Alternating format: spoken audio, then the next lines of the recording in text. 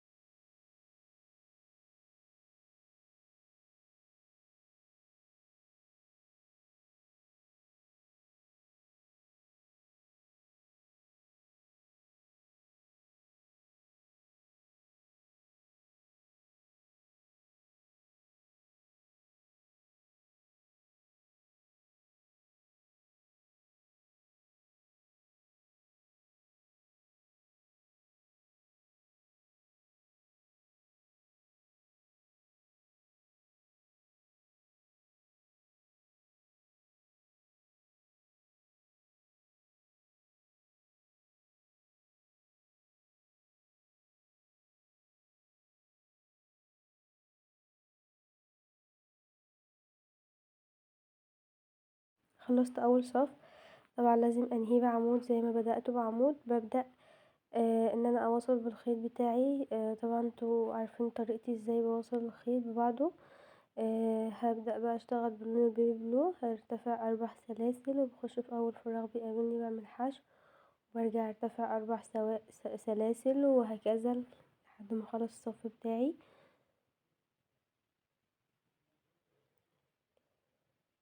ارتفع 4 سلاسل وهبدأ ان انا الف الشغل بتاعي تمام،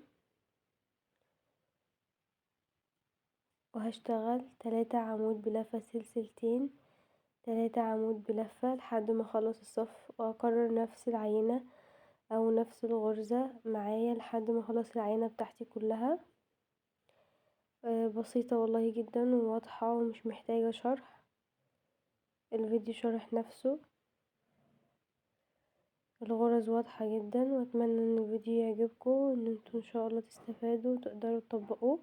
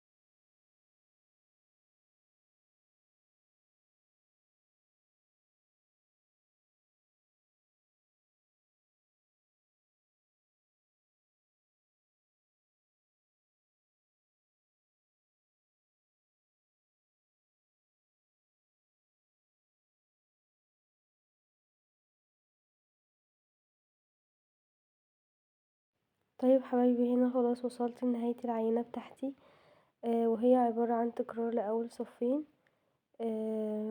بنكرر أول صفين بنفس الطريقة، وعرفنا ازاي بنوصل الخيط ببعضه من غير ما نقعد نقص ونقطع في الخيط.